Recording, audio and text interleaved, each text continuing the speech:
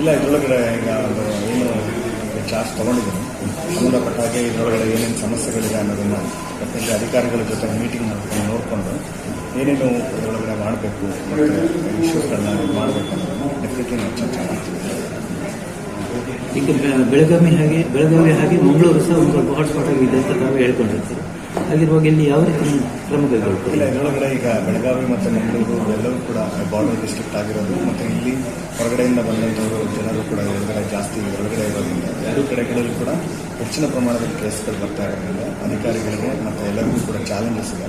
Definitely ಏನು ಒಳ್ಳೆಯ ಕೆಲಸಗಳು ನಡೀತಾ ಇದೆ ಅದನ್ನು ಕಂಟಿನ್ಯೂ ಮಾಡಿಕೊಂಡು ಎಲ್ಲಿ ಇನ್ನೂ ಇಂಪ್ರೂವ್ಮೆಂಟ್ ಮಾಡಬೇಕು ಅಲ್ಲಿ ಡೆಫಿನೆಟ್ಲಿ ನಾವು ಅದನ್ನು ಇಂಪ್ರೂವ್ಮೆಂಟ್ ಮಾಡೋದಕ್ಕೆ ವ್ಯವಸ್ಥೆ ಮಾಡ್ತೀವಿ.